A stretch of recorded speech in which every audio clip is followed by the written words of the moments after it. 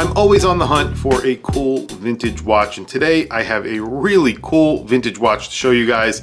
This is a minute repeater, and it's sort of an affordable minute repeater. Now, saying affordable and minute repeater in the same sentence kind of doesn't make sense. However, this is affordable considering the price of other minute repeaters.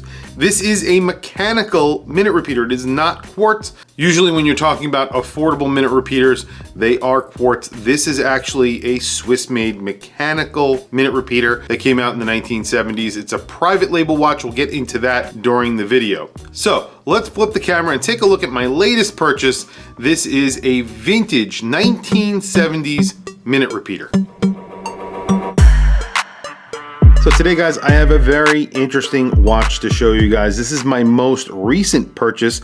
I actually purchased this off of eBay. It is a 5-minute repeater. We'll get back to the brand, what kind of watch this actually is, and of course, the type of movement that is inside this watch. I will tell you, it is a hand-wound movement inside. So this is a mechanical minute repeater, and I did get this for well under $3,000, and I have to say, I really love the look of this watch. It's a very, very cool watch, very 70s. Obviously, it is from the 70s, and it is a pretty good functioning minute repeater. It probably needs a service, but we'll talk about that also in just a few minutes. So 5-minute repeaters are pretty rare. There are a ton of other minute repeaters out there. Those are a lot more expensive. 5-minute repeaters are usually more affordable, and a lot of them are based on ETA movements. There are a few brands that have made 5-minute repeaters like Edox, Nivarel, and of course Perlet. So Perlet, I think, is probably the most expensive out of those three that I just mentioned, because those are made out of gold. The other ones are not made out of gold, so they're more affordable. However, still, those 5-minute repeaters, I think, cost in the tens of thousands of dollars, so $10,000 to $20,000. So they are expensive. However, on the secondary market, you can get them for around $5,000 to $10,000. This is actually extremely affordable when compared to those. However, this is actually from a brand that is really cool. This is called Jean C. Blazer, or Blazer, depending on how you want to pronounce it. However, this is a private label watch. This watch was actually made by Angelus, and they used the 2801. On top of that is a Dupuis Dupois module. It's the same module that the other watches that I just mentioned use. However, this was developed way back in the 1970s, and it's one of the watches that killed the brand Angelus. And this is essentially an Angelus. If you look at their website, this is the exact same case, the exact same crown, pusher, glass, dial, everything, even the name of the watch, repetition right there, is exactly the same with the exact same script. The only difference is the name right there. It just says Angelus. If this was an Angelus, I would imagine it would be a lot more expensive than what I spent on this watch. However, even with that said, I think what I paid for this watch is a very, very good price. Like I mentioned, this is a 5-minute repeater, so without further ado, let's hear the minutes and the hours chimed out by this watch.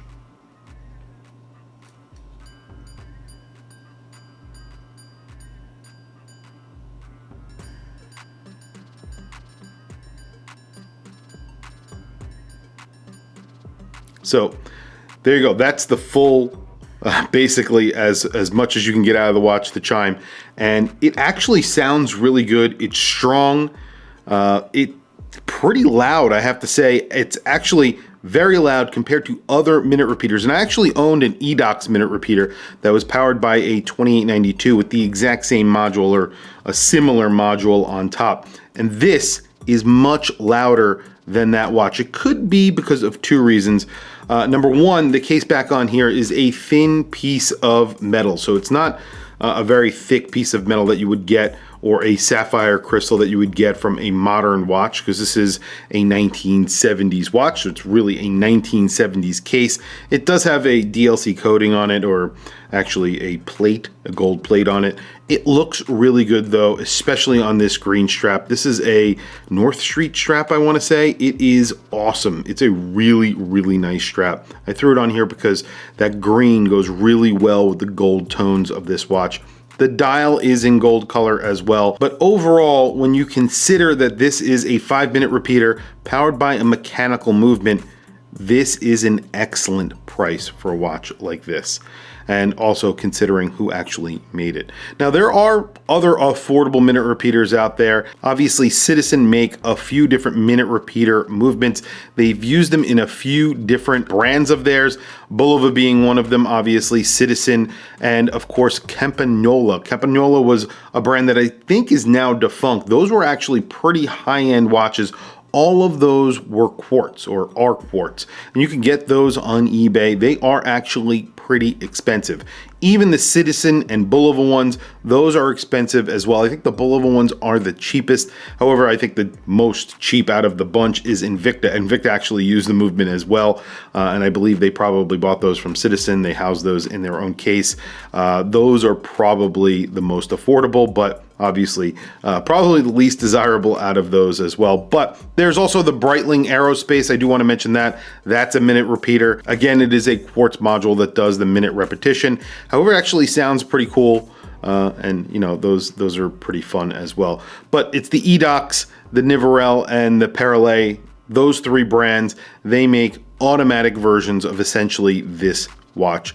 And then Habring. Habring actually use this exact movement and this module in their minute repeater, and I think recently they made their own in-house movement, but they're still using the same module, and it's just the movement that's different, but it's essentially the same. They made a clone of the 2801, and that's what they're using to power their minute repeater. So Habring, very awesome independent brand, using essentially the same movement that is in this watch. Now, I think that this is a really awesome watch. That's the reason why I bought it. I really love it, and I'm really excited to own a minute repeater again. I'm not going to let go of this one. The Edox that I bought a long time ago, I bought and flipped, and I do regret doing that, although I didn't really love the look of that watch. The only problems that I've seen with it is you know, sometimes it doesn't chime out the exact time. Sometimes the chime doesn't fully chime out the full minutes. Sometimes it gets the hours wrong. If you cycle through the time a little bit, it actually does get it right. It just needs to sort of reset itself. And then, of course, the crown is a little bit silver on the edge here, because this has been wound many, many times. This is actually a pretty old watch from the 1970s, as I mentioned. Look at that boxed acrylic crystal. Isn't that awesome? When you turn it on the side with the minute repeater button, you can see the gold is a little bit nicer. It's a little bit faded on this side near the crown where it's been wound so many times, but you really can't tell. It actually looks really, really good. Actually in very, very good condition, especially considering that this is a minute repeater. Anyway, that's really it. There's no lume here. I'll throw it on my wrist. Today on my wrist, I have basically a watch that is in complete contrast to this minute repeater. It is a Waltham. It is enormous. It wears like a cuff. This is another eBay purchase for $275. It's grade 5 titanium, ceramic, a true or traveler's GMT, 300 meters of water resistance. It is a beast on wrist. Look at this. It is insane. It does not feel like it's made out of titanium. It is very, very heavy. Very cool watch though. I have to say, I am very happy with it. It's not fully functional, but it is basically functional. So the GMT does work. Only one of the buttons to advance the GMT works, but everything else kind of works well. Very quickly, I'll throw the minute repeater on my wrist. Before I throw it on my wrist, I do want to show you that this is actually a pretty large vintage watch. So this is from 1976 or somewhere around there. But this is a 40, I want to say a 41 millimeter. No, it's a 40 millimeter watch, which is pretty big for the time.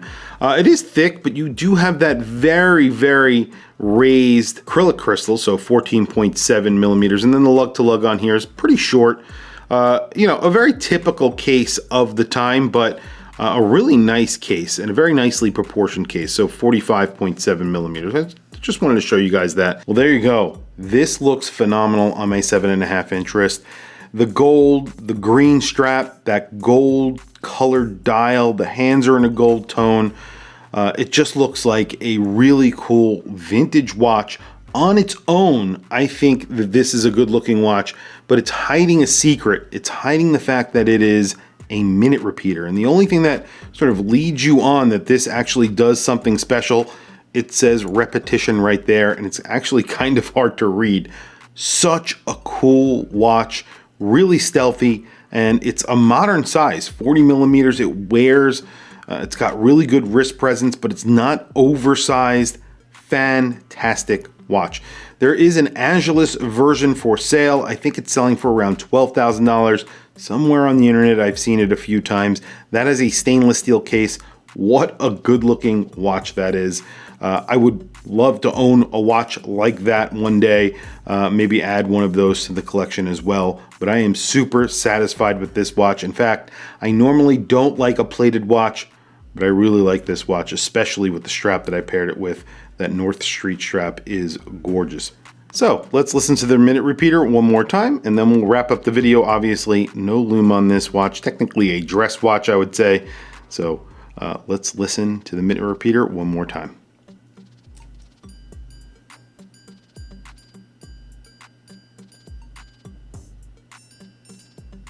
So there you go. It's just an amazing watch for an amazing price. I think I got a really, really good price on this watch. Obviously, minute repeaters are very hard to come by, and this one is extremely, extremely rare, especially considering the manufacturer. Anyway, guys, tell me what you think down in the comments below. I want to hear from you guys. What do you think of this watch? What do you think of this find? Do you think I did a good job here? I really do think I did. I'm very, very proud of myself, if you couldn't tell. Just an awesome, awesome watch. Tell me what you think down in the comments below. Please also don't forget to like, subscribe, hit that bell icon. It is super helpful for the channel, and I very much appreciate it. Anyway, guys, thank you for logging on. I'll catch you guys in the next video.